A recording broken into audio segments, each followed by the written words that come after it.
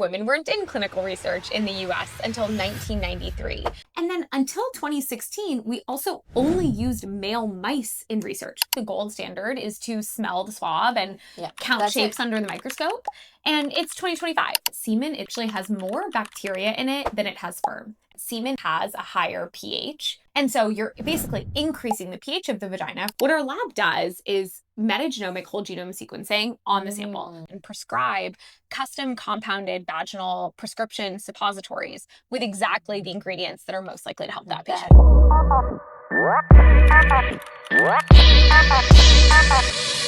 Hello everyone, welcome back to Nadia's Lab. Today I have a very special guest, someone I'm very excited to meet. As you can see, since I came here, I've been just talking, and I can't wait to share it with you guys. This is Priyanka Jain. Priyanka is a CEO and founder of women's health company Evvy, and we are here in her office today, and I have so many questions for you, Priyanka. Thank you so much for joining Nadia's Lab. Oh my gosh, thank you so much for having me. I'm so excited. I'm excited too because I honestly have so many questions for you. So let's do it. Let's start. Let's dig in. So Evvy is a health company which focuses on women's health. And essentially you are looking into vaginal microbiome. Yes. I've done my research, and vaginal microbiome, from my understanding, is like the mixture of good and bad bacteria and general environment in the vagina. Yes. And as your research has been showing, this vaginal microbiome is affecting a lot of things in women's health, such as, all the different yeast infections, UTIs, so urinary tract infections, as well as, it affects menopause, fertility. Yeah. So can you tell me a little bit more about yourself, how you came up with this brilliant idea, and a bit more on what Evvy focuses on and what your kind of, day-to-day life is here in Evvy? Yeah, of course. So many questions in there. So I will start at the very beginning.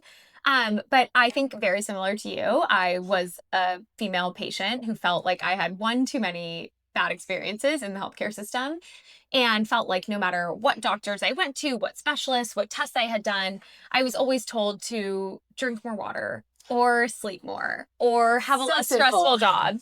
And I was always mind blown by the fact that we weren't using better data to help women better understand what was going on in their bodies and why they were having all these symptoms. And as I did my own research, that was when I found out that women weren't in clinical research in the US until 1993, that women are diagnosed 4 years later than men on average across over 700 of the same diseases.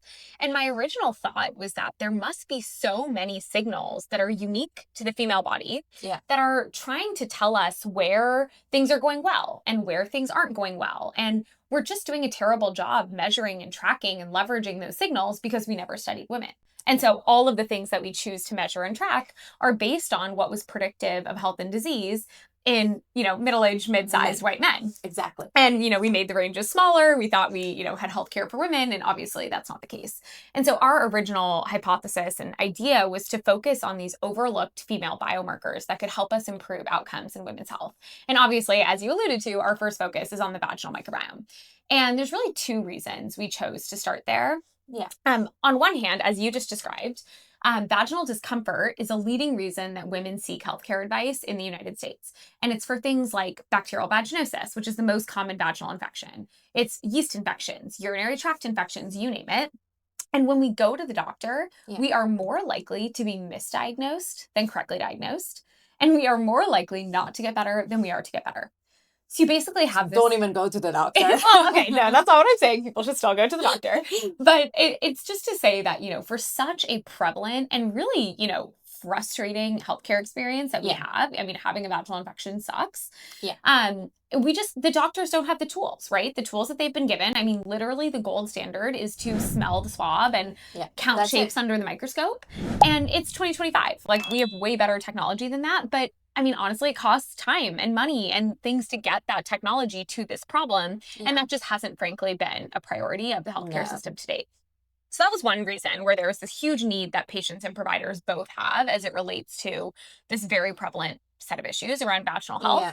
But then second, as you were also alluding to, there's so much research that shows that what's happening in the vaginal microbiome is not just the cause of obviously symptoms and infections, right? But actually, when it breaks down, we actually lose this really important immune-like barrier for the rest of the reproductive system. And when you lose that immune-like barrier, what you start to see is much higher rates of things like infertility and IVF failure and preterm birth and cervical cancer progression and STI acquisition. There's early research on endometriosis progression.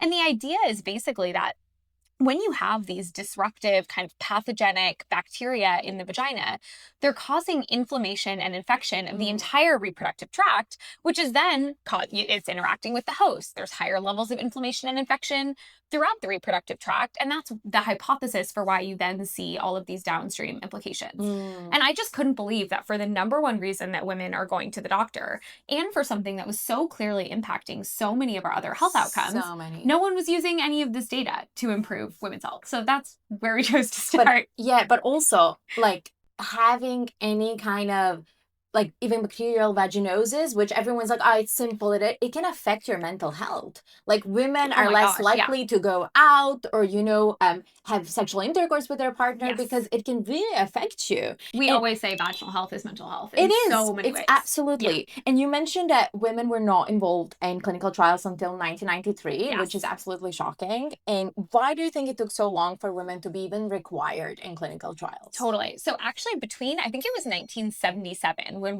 women were categorically excluded from research. And there were two reasons for this. One was kind of an acute issue, which was that there was a drug called thiolamide, I think is how it's pronounced. Yeah. And basically it was being prescribed off-label to women for morning sickness. Pregnant ladies. Exactly. And unfortunately, there were birth defects that happened from that. I will say that drug was actually never approved in the United States at all in the first place. So it's not like it went through whatever. Anyways. Yeah. So because that happened, and then also, frankly, because there was this belief that the female hormonal cycle added too many variables to research, that it would make research too expensive and difficult. Too complicated, yeah. Exactly. Yeah. And so basically for those two reasons, the solution was let's just exclude all women of childbearing age from all research. And so basically from 1977 until 1993, which as we know was when a lot of modern medicine came to be. Yeah. Women weren't included in any of that research when we decided what to measure at annual physicals, when we designed a lot of the drugs that, are still taken today. I'm sure you saw the studies on Ambien recently. Yeah. And all of that was based on men, right? And so I think that to this day in 2025, we're still dealing with the repercussions of that. And not only because, great, we started to include women in research, that does not mean that we actually equally include men and women in research. Yeah. It wasn't until 2016 that we actually required federally funded research to separate the results based on men and women, meaning that let's say you had 60% men in your study and 40% women. Yeah. And the drug was 60% effective. It could have been that it only worked on men and not women, but you didn't actually have to show that. You just had to show that it was 60% effective. Yeah. So it wasn't until 2016 that we changed that. And then until 2016, we also only used male mice in research. So all the way to the animal level and the cell level, we're only using male models. I didn't even know that. Female mice don't even menstruate. So they're just not even a great representation of the female body. So all this to say, and now look at what's happening in the federal government in terms of taking away funding. Obviously, the words women, being female, being banned, terms. You're just like, we were already so far behind. And now, as another founder said, we're at risk of extinction. Oh gosh, I hope that's not true. And okay, so let's talk about core mission of Evvy. So if I am so how do you tackle like a patient or a client? Yeah. So I am about to order Evvy's test. So you offer testing. And what does this test exactly test for? Yeah, great question. So the majority of people come to us directly. Okay. They'll come to Evvy, they'll go to our website, they'll order the test. The test is, I probably have one in this office, is a it's essentially a Q-tip swab of the vagina. Okay. Could not be easier. I always joke, easier than putting in a tampon. Literally. So easy. 20 seconds. You mail it back to our lab. What our lab does is metagenomic whole genome sequencing on the sample. So for the first time, we're actually able to sequence the entire genome of all the bacteria and fungi that are in the sample. So instead of, looking under a microscope and trying to guess what the bacteria are, for the first time, doctors and patients can get a full understanding of, this patient has, 80% good bacteria, 20% bad bacteria. it's this type of bad bacteria, and they're resistant to these antibiotics. They have these genes that are present. We know that these two things are interacting and creating a biofilm that's making it difficult for treatment to reach it. You name it. So for the first time, you can get we always might good information on what's actually happening. Yes, we say, know what's up down there. Like, you never know, right? And doctors are trying so hard to, put a flashlight and try to look. And we always say, we're just turning on the lights. It's not working. It's not working. We're just going to bring technology to the problem. And no, that's absolutely fascinating. And also you offer STI, so sexually transmitted diseases testing. That's like an add-on if anyone wants it. And then what happens next? So someone has sent the swab. I love that it's at home. It's so easy to do it because people don't want to, go somewhere and be looked at with someone, They're just nice to do it at home, send it to you, and then they get the results. And what do these results look like? Yeah. And what are kind of next steps? Great question. So in terms of what the results will tell you, first they'll tell you some overall scores on your vaginal health. So how much of your vaginal microbiome is good? How much of it is disrupted? How diverse is it? You actually want low diversity in the vaginal microbiome. So we'll kind of look at it at a high level. Then you'll get, I always joke, it's kind of like the Myers-Briggs of the vagina, like this little category. It's called a community state type. And there's a lot of research showing that different community state types are associated with different health outcomes. So if you are, for example, community state type 1, that's associated with really great positive health outcomes. Whereas community state type 4 is the one that's more dysbiotic, is more associated with inflammation and infection. So we'll help you understand at a high level what's going on. Then we'll dig in and say, these are actually every single thing that we found. And here is what each of these things mean in terms of your symptoms and your goals. So you'll get a lot of detailed information. I always say, it's about time that women actually understood their vaginas, this very important part of our bodies that sex ed did not accurately teach us about. And then the second thing you get is a step-by-step plan. And so based on all of this in-depth information, molecular information we have about your vaginal microbiome, we'll combine that with, this patient's in menopause or has this specific symptom or these molecular signatures. And what we see is that they actually cluster not just as vaginitis, which is what we diagnose women with today, bacterial vaginosis. These very, very broad diagnoses. What we see is actually over 100 different permutations of what this looks like based on all of these factors coming together.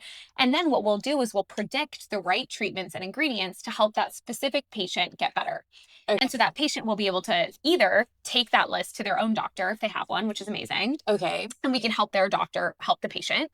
Or if they don't have a doctor, we have providers on our platform who can actually review everything and prescribe custom compounded vaginal prescription suppositories with exactly the ingredients that are most likely to help that patient. That's amazing. And so we kind of have this end-to-end platform. We can go from really helping a patient and doctor understand what's going on, but then also actually close the loop with exactly what's most likely to help them. And we actually last thing I'll say, we just published this paper this week, which is the first peer-reviewed publication of the whole platform showing that we can do an amazing job diagnosing and treating these conditions from home. And I think it was on over 1,000 patients. And we showed that we were able to do much better than the standard of care without patients having to leave their house, which is amazing. Wow. That's amazing. But what I love is that your company focuses so much on research because research because research is what's gonna let us understand something, and also it helps the future as well. And I wanted to ask you, what made you choose, what made you wake up and say, I want to do vaginal microbiome, I want to understand vaginal microbiome and be the first one in the world doing this? I mean, it's such a funny question because now I'm like, obviously, it's all I think about. I think that when I was starting Evvy, I wasn't sure which set of biomarkers I was going to start with. I just knew that there were data gaps in our understanding of the female body. There were so many new technologies. We were using, not we, but the world had access to whole genome sequencing of the human genome, of the gut microbiome, of all of these things. And I was like, there must be ways to apply that technology to women's health. What are the right places to start? And honestly, it was really in talking to patients about what were some of the most frustrating healthcare experiences you've had, where vaginal health was always top 3. It was without a doubt, it came up in the top 3. And then when I talked to doctors, what are the things that you're most frustrated by, that you want better tools? Because it's always better to build solutions in an area that the doctors actually want change. And I also heard vaginal health from them. And then the third was when I talked to researchers about what are areas that you see a lot of promise, where there's a lot of really interesting research on new opportunities. The vaginal microbiome was also coming up there. And it felt like I could not escape the vaginal microbiome. That was your path. And I was like, okay. You had to take it. And also, I think anything that is taboo and stigmatized is always a really great opportunity. I agree. And it is still stigmatized, which I don't know why it's the case. But I think every single girl I met, and obviously I work in a hospital, I see a lot of ladies, right? Female patients and all that. Every girl can tell you at least one story of either being misdiagnosed or having some kind of mild infection, irritation, and then been given a very strong broad spectrum antibiotic. Then that infection caused a yeast infection. Then she had several different over-the-counter products and nothing worked. And sees a doctor, nothing works. And it's really like, it's a cycle. It's a cycle. And I'm glad that you're here to break that cycle. That's the goal. So I wanted to talk about some myths about how sex is affecting our vaginal microbiome and a couple of other things. So is it true that, so are condoms good for vaginal microbiome, and is sex with condoms better than sex without condoms for vaginal microbiome? Yeah, such a good question. The short answer is yes. Okay. And the reason for this is really three things. The first is that semen itself actually has more bacteria in it than it has sperm. And the reason I say that is because when semen enters your vaginal microbiome, you're essentially putting an entire other microbiome into your vaginal one. And if you have a resilient, healthy vaginal microbiome, which is where we try to get our patients, they should be able to fight all those guys off. It should be like, you're not welcome here. There's no space for you. It's too acidic. Goodbye. Yeah. But a lot of women don't have a healthy, resilient vaginal microbiome. Yeah. And so now those pathogens are trying to find a home. They're trying to, find their place. So one is that. Okay. Two is that semen itself actually has a higher pH than the healthy vagina. A healthy vagina has a low pH. And so you're basically increasing the pH of the vagina for the time that the semen is there. And that's allowing those bad bacteria to start to replicate. Okay. And then the third reason is that with sex, there's a lot of just stuff moving around, bodily fluids, just things, and you're introducing a lot into the vaginal microbiome. And so all that to say that condoms prevent a lot of that, right? Condoms, you don't have the, microbiome of the penis interacting. You don't have the semen interacting. You don't have the pH changes. And so in a lot of ways, condoms are an amazing way to kind of reduce the impact of sex on the vaginal microbiome. But I always say the goal is to get the vaginal microbiome to a place where it can play the defense role on its own. And so it's like, that's a lot of what we try to do is understand where you are today and build you to a healthy, resilient place where you don't have to think about this every day. Yeah, that's because if vaginal microbiome is in a good balance, kind of equilibrium, in a good state, then it can defend itself against this like foreigner bacteria and everything else. And shower gels. I'm obsessed. I'm always like, I just use water, or I buy particular shower gels, or I was using like baby shower gels. Anything that smells really good and has like a nice shiny color, I'm like, I'm not putting it down there. Yes. Am I doing the right thing? And how do you, are these all chemical cosmetics, shower gels, also like, hair removal? Like when you look back in the days, women were not even like shaving or like removing hair. And what my mom always used to say, she was like, the hair down there will prevent the bacteria from coming. And do you think that all this like cosmetics and all the procedures we do with hair removal down there is actually bad for the vaginal health? Yeah, such a good question. Okay, so a couple of things. On the soap point, what you're doing is 100% right. You definitely, soap, if you're going to use it, should be used externally only. Okay. Obviously, nothing should go inside your vagina. No douching. Douching is the worst thing you can do for your vaginal microbiome. It is literally clearing out all the good bacteria that is there. And you're hoping that only good bacteria grow back, when in reality, you probably just introduced a bunch of stuff that's going to start to grow. So douching is a definite negative for the vaginal microbiome. And then any type of soap or anything that's getting into the vagina, again, is going to disrupt that good bacteria. So of course, the skin outside is just skin. You can clean it normally.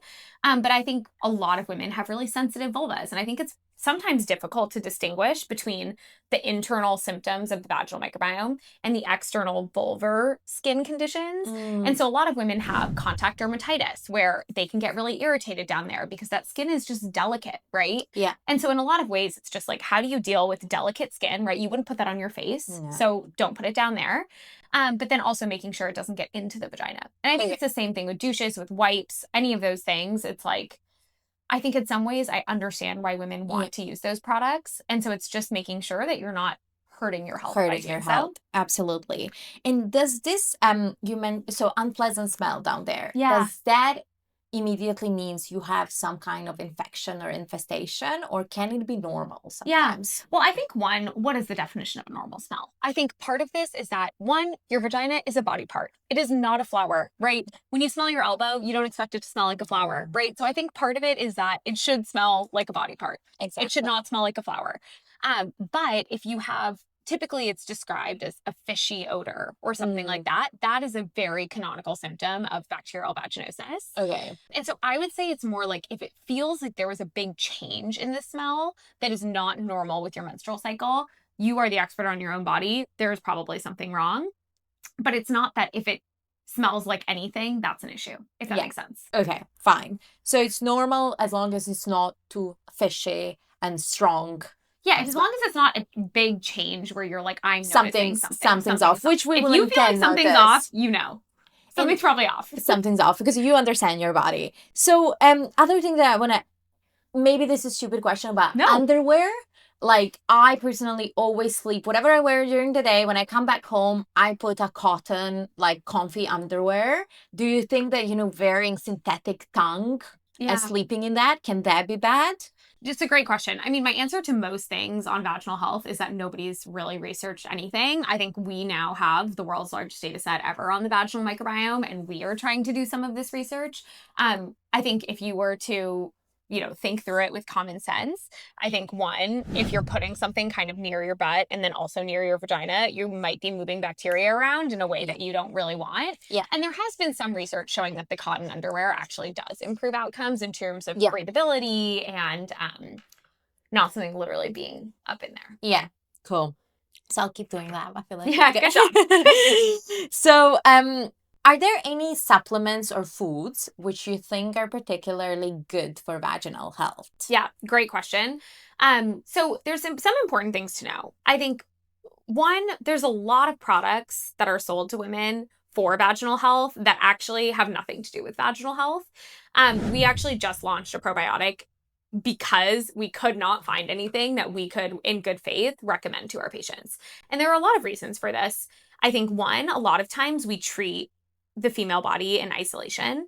And what we've seen in our own data is that when you have patients who have vaginal symptoms, they often also have gut symptoms. They often also have urinary symptoms. And these microbiomes are extremely related, not just because they're all right next to each other down there and they are sharing bacteria, but also because the gut microbiome is a massive modulator of estrogen, which is then a big modulator of the vaginal microbiome. And so what we ended up launching was a product that actually included the ingredients that we know are helpful for gut health. Okay. To help with that, we included the strains that we know actually impact vaginal health specifically.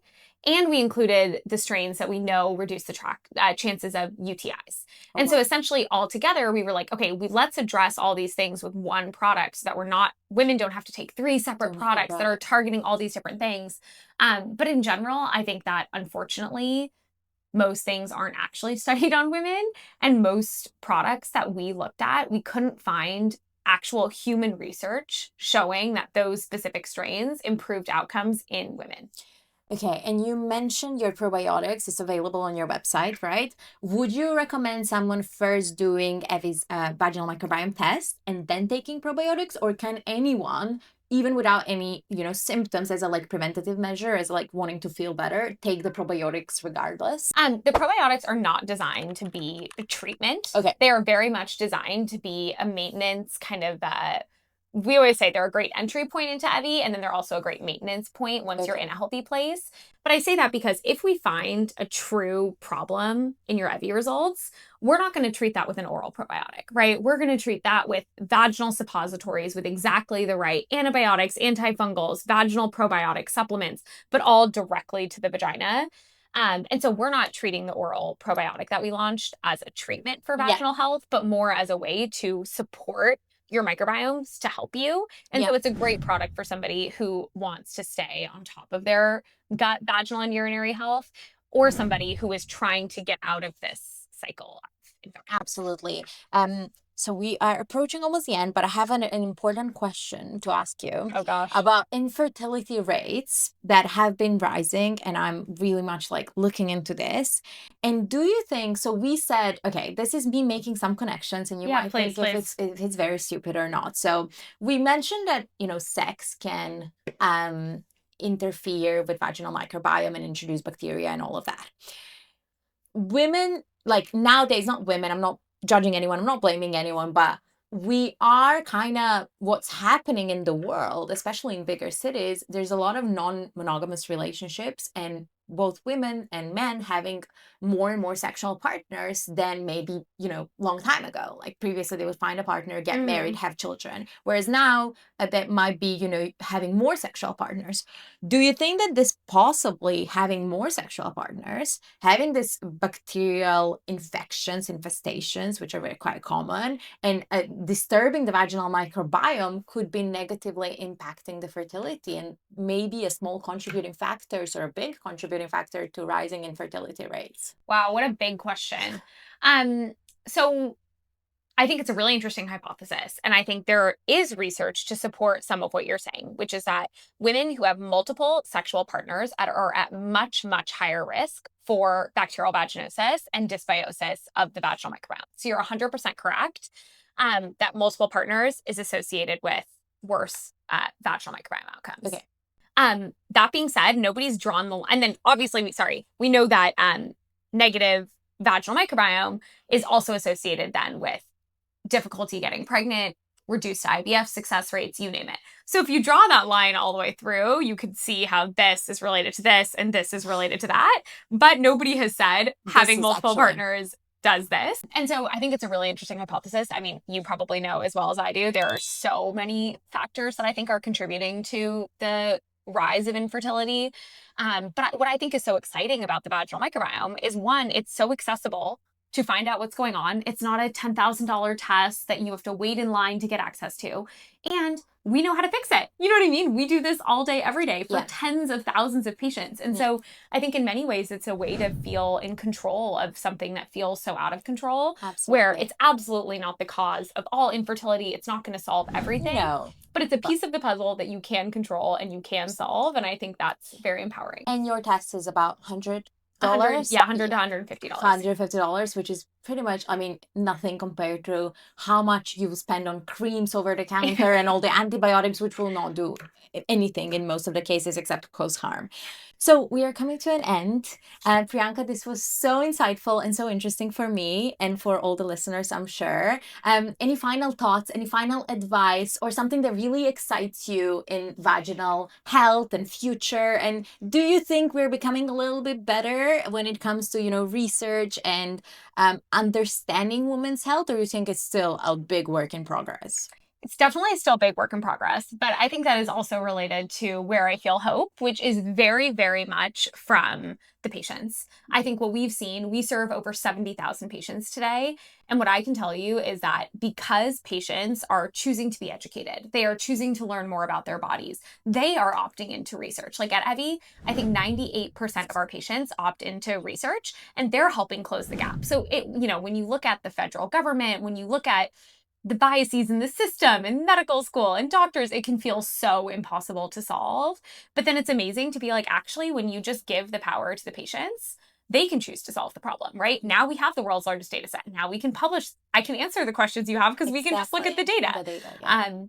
And so I think in many ways, patients taking control over their health is the wave that will get the system to change over time. And so I just would say that, the patients are the hope. Yeah. And when someone orders your test, you can basically opt in to be part of research. And I'd recommend everyone to get the test, opt into research, because essentially we're helping our future daughters and Amen. granddaughters. Exactly. That's Priyanka, thank you so much. This was so amazing. And I'm so happy for you and your work and all this research is happening. So exciting. And I can't wait to meet you next time and you'll tell me you discovered a cure for, I don't know, cervical cancer or whatever. I'm really excited and I see a lot of potential in your company and yourself. Thank you so much. Thank you for having me. Thank you guys. I hope you enjoyed this. Don't forget to subscribe and join me next time as well. Bye.